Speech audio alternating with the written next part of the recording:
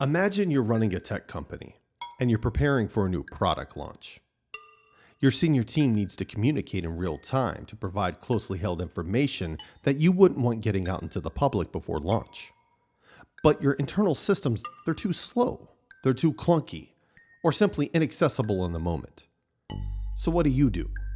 How do you make sure that everyone on your team is still in the loop, even if you're scattered across the globe?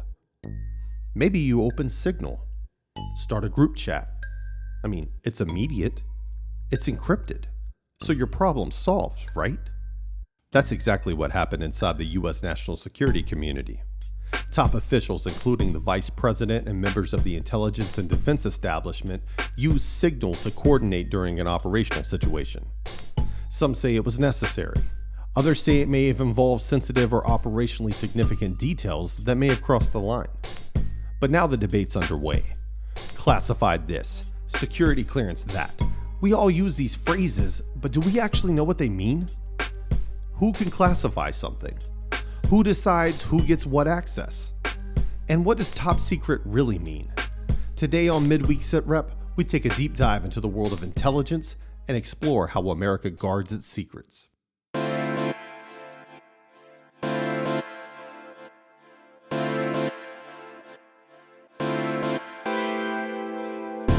Hey everybody, welcome to this week's Midweek Sitrep, your weekly briefing on national security law and policy. My name is Jerry Fowler, and I'm your host. Each week I break down what you need to know and what you might have missed in the world of national security and business, all in under 20 minutes, so you can stay mission focused. Before we do a deep dive into the world of intelligence, let's break down what we should be monitoring in national security this week. Kremlin officials say peace talks with Ukraine are dragging on, but behind the scenes, Putin just ordered 160,000 new conscripts. At the same time, reports suggest Russia's moving 300,000 troops toward NATO borders, raising alarms across the Baltics. President Trump is threatening 25% to 50% tariffs on countries that continue buying Russian oil. This could hit China and India hard and reshape global energy markets. The U.S. just sanctioned 6 senior Chinese and Hong Kong officials for cracking down on pro-democracy activists. Beijing's already threatening retaliation as tensions between Washington and China heat up once again. A Chinese survey ship spotted near Australia's undersea internet cables has sparked national security fears. Critics say that the government's downplaying it, but defense experts warn that this could be prep work for future submarine operations. Stay ahead by monitoring how these stories evolve. Now, let's get to the world of intelligence. So what does classified actually mean? Classified isn't just jargon. It's a legal status tied to national security. There are 3 primary levels of classification. There's confidential, secret, and top secret. Now, what distinguishes them is the level of damage to national security that unauthorized disclosure would cause. For confidential, it's damage. For secret, it's serious damage. And for top secret, it's exceptionally grave damage. So you can see as you go up from confidential to top secret, the level of damage increases. But that's not all. Some information is even more restricted than the confidential, secret, top secret markings. The 2 most common, sensitive compartmented information, or SCI. And there's also special access programs, or SAP. Now these require extra vetting and special access beyond the regular clearance level. And just because someone has a clearance doesn't mean they get access. They also need a need to know. So here's the big question. Who gets to decide what's a secret? Is it a small group? Some inner circle in a windowless room? No. In the US government, the power to classify information is held by a group of trained officials called Original Classification Authorities, OCAs for short. They're not random. They're appointed by the heads of federal agencies, like the CIA, the Department of Defense, or the State Department, and they go through mandatory training every year. Most OCAs work inside the national security machine, where they classify information. The Department of Defense, the intelligence community, like the CIA, NSA, DIA, and critical departments like State, Energy, and Justice. Agency heads like the CIA Director, the Secretary of Defense, the Secretary of State, those are usually the department's primary OCAs. They hold top secret authority, and they can delegate it down the chain to trusted senior officials. But delegation doesn't mean a free-for-all. Every classification decision must be justified under national security rules, follow applicable executive orders, and be reviewable and traceable. Because once something's classified, it's locked behind legal walls, access restrictions, and audit logs. In other words, being an OCA means more than just holding a stamp. It means owning the consequences of keeping America's secrets. But does it stop there? No. Let's talk about who's at the top of the classification food chain. Who's the only person in America who can classify and declassify anything at any time for any reason? The answer? It's the President of the United States. And that power isn't granted by statute, executive memo. No, it flows straight from the U.S. Constitution. The President is the ultimate original classification authority. And that means the President can declassify something with a memo or just by saying it out loud.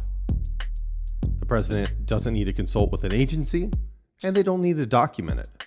Although for practical reasons, they should, and they usually do. In 2025, President Trump is flexing that power.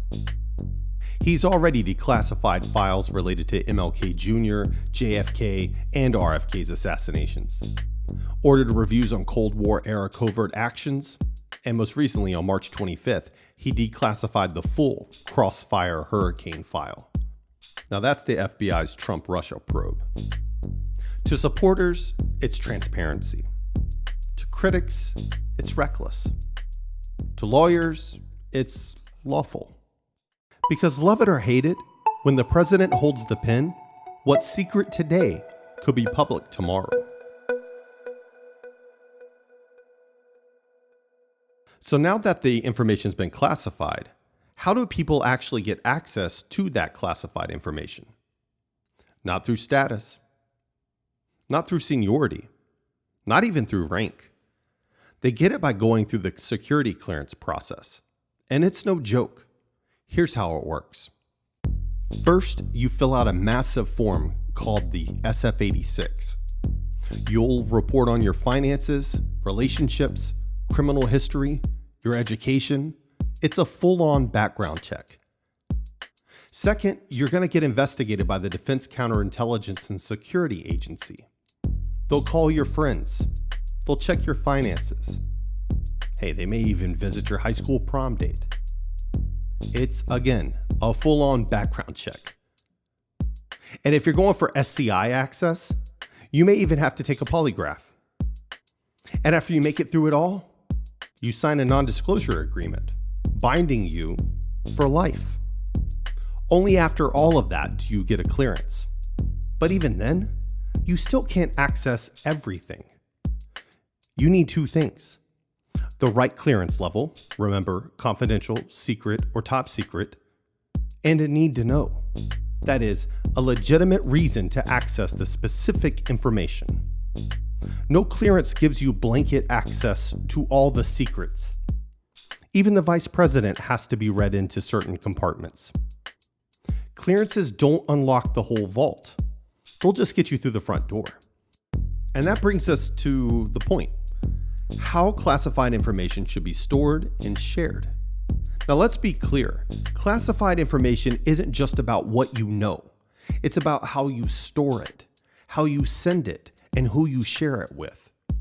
By policy and law, classified material must only be stored, processed, and transmitted on government-authorized secure systems. Not on personal emails, not commercial cloud storage, and definitely not messaging apps like Signal or WhatsApp, no matter how encrypted they may be. Top secret information? Well, that lives in air-gapped systems, stored in secure facilities, and sometimes even in standalone vaults inside SCIFs, sensitive compartmented information facilities. And when it's shared through classified email networks, encrypted voice and video systems built for national security use, and only between people with the right clearance, the need to know, and compartment access. The bottom line, encrypted doesn't equal compliant. If it's not on a government-authorized system, it's not secure enough to handle national secrets. So you've passed your background check. You've signed an NDA. You now hold a security clearance, and with it, the trust of the US government. But here's the thing, that trust comes with consequences. Now, everyone with the clearance signs that non-disclosure agreement that binds you for life. It says that you acknowledge what classified information is. You will agree to never share it without authorization. And if you do, you may be prosecuted under the Espionage Act. Now, this isn't just paperwork. It's law. And it's enforced. Edward Snowden learned that the hard way. He was a contractor at the NSA. He had a top secret SCI clearance. And in 2013, he downloaded and leaked thousands of classified files exposing secret surveillance programs. He didn't file a complaint. He didn't alert internal watchdogs. He didn't avail himself of legal options. Instead, he broke the law. He violated his NDA, and he went directly to journalists with classified information. Then, he boarded a plane out of the country. And what was the impact? Well, it started a global debate about privacy and surveillance, a public backlash against the intelligence community, and a national security incident that shook the system. Now, Snowden says he did it for freedom. The US government says he broke the law and put lives at risk. And whatever side that you're on, one thing is clear. The greatest threats to national security don't always come from the outside. Sometimes they come from within. Okay, now that you have a background in what classifications mean, who classifies what information, and how people access that information, let's break down the Signal chat controversy. As you know, early 2025, several top US officials, including Vice President J.D. Vance, National Security Advisor Mike Waltz, and Defense Secretary Pete Hegseth, used the encrypted app Signal to share real-time information during US military operations in Yemen. Now, reports say that the chat included targeting details, operational timelines, sensitive military coordination. What made the headlines wasn't just the medium, it was the mistake. The Atlantic's editor-in-chief, Jeffrey Goldberg, was inadvertently added to the group chat. So critics say this is a violation of protocol. It exposed sensitive information, and it never should have happened. Some legal experts and national security commentators have pointed to potential violations of federal law and executive orders, including the Espionage Act for mishandling national defense information, Executive Order 13526 that governs classification and handling of national security information, whereas Signal is not a recognized system for classified communications, and the Federal Records Act and Presidential Records Act that could be relevant if Signal messages qualify as official communications that must be preserved. Now, it's important to note that none of these charges have been brought, but the legal framework helps explain why the Signal chat raised alarm bells inside and outside the government. So how did the Trump administration respond? Well, President Trump called the incident, quote, the only glitch in 2 months, end quote. His broader message? Mistakes happen, but no classified material was leaked. CIA Director John Ratcliffe and DNI Tulsi Gabbard both told Congress that no classified information was shared. Signal was used only for coordination, not to transmit secrets. Defense Secretary Pete Hegseth went further, telling reporters nobody was texting war plans. The media's reporting is garbage. And Press Secretary Leavitt said that the matter was closed and they're moving on. The administration's framing is clear. Signal is encrypted. The chat was informal. No laws or protocols were broken, and the media overreacted. They've also argued that CIA devices under the Biden administration were issued with Signal, and that officials are trained on how to use it in ways that comply with the agency's policy. Now, if this story feels familiar, it's because it is. Secure communication failures aren't new, and they're not partisan. In 2016, Hillary Clinton's use of a private email server during her time as Secretary of State led to an FBI investigation. In 2022, classified documents were found at Donald Trump's Mar-a-Lago estate, sparking DOJ scrutiny. In 2023, Joe Biden had Obama-era documents discovered in his Delaware garage and private office. Even Mike Pence later revealed that he had inadvertently taken classified materials home. Each case triggered legal reviews, political finger-pointing, and public confusion. And now, Signal joins that list. So what lessons can we learn from the Signal story? What happened isn't just a national security issue. It could be a compliance story, a governance story, and honestly, a very human story. So what can we take away? Well, there's 3 things businesses can do right now to improve their communications policies. And the first is to review your communications policy and do it seriously.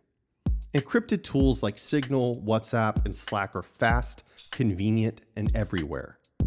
But ask yourself, are they authorized for sensitive communications in your organization? Are there clear boundaries? And if your policy hasn't been updated since 2020, it's already outdated. You should also implement role-based messaging controls. Establish who's allowed in what chat, who can create channels. Do you have audit logs and alerts if someone adds the wrong recipient? This isn't just about compliance, it's about situational control. Lastly, you should also train for the oops factor.